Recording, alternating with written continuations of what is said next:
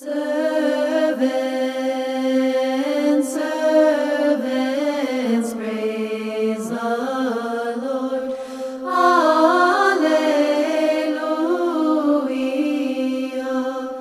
Praise ye the name of The iPhone, iPad, iWatch. We have this great love affair with the I, with the self.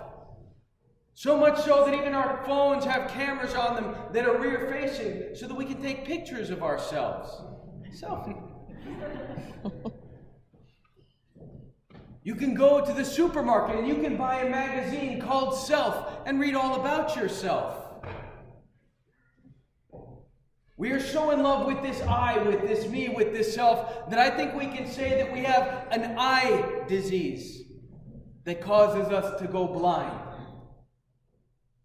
Because in all of this, we also hear, "He would come after me, let him deny himself, take up his cross and follow me. He who would save his life will lose it. The one who loses his life for my sake and for the gospel's will save it." And nevertheless, we find ourselves scraping, clawing, scratching, scrambling to accumulate as many things as we possibly can, scrambling to make things as comfortable for ourselves, getting those things that we think will make us happy, give meaning and depth and comfort to our lives, our way. And the very first thing that gets lost in this perpetual quest to feed myself is me. We find very often that we can say so much about the things that someone has and the things that someone's accumulated, but at the end of their life, we actually have very little to say about the human being themselves. The person that all of these things were supposedly there to serve sort of gets lost. We find all too often that we've accessorized and personalized our own selves into oblivion.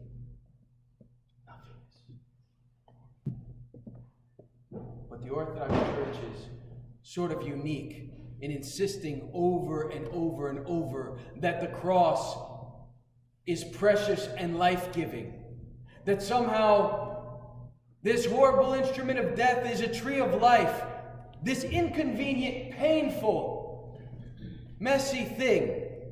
This cross, this great axis of the world that unites heaven and earth together, is somehow this thing that we're called to all take up. It's more than just the difficulties of life. It is our life itself. And make no mistake about it. The life that we've been given, the life that we have, the life that we've embraced, is something that we will be nailed to, that we will take up, and that we will not get down from. We will not be free from. The question is, when we are nailed to those difficulties, when we do have the hardships and the uncomfortabilities of the cross placed upon us, do they define us? Or do we define it? Because there's one thing to be defined by your cross, your inconveniences and your hardships, and it is another thing for you to carry that cross rather than it carrying you. Because in all of this, we tend to sell off little pieces of our life. We tend to give away little pieces of our life. What's the price for that? How many good acts of charity go undone by us because for no other honest reason than I would rather keep the money for myself? How many words of comfort go unsaid? How much alleviation and company goes unreceived because I simply can't be bothered with someone else's problems. I can't be inconvenienced by what you have going on. I have my life to attend to. There is, after all, Facebook to keep up with.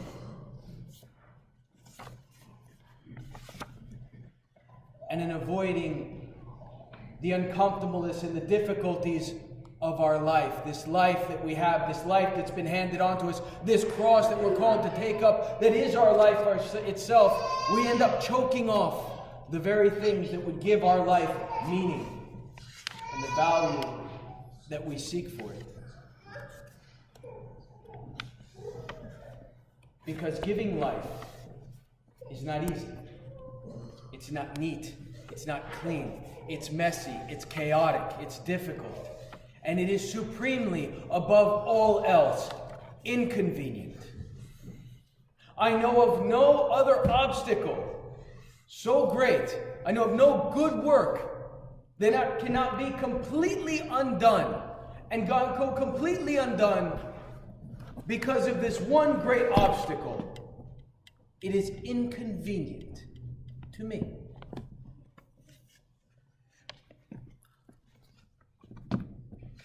And those difficulties, that baggage, that cross that we carry, it doesn't exist for you. It doesn't exist to define you. It doesn't exist to give you an identity. It's not there for your benefit. It's there for the benefit of others around you. It's there for the benefit of everyone else. For all of those people who can only relate to you because you have this common touch point of the hardship that you know. That you're the one person they can say to, you know where I've been, what I'm talking about. And so, if we would come after him, if we would take up that cross, do not avoid the inconveniences and the hardships that go with your life. They define its mission and its scope.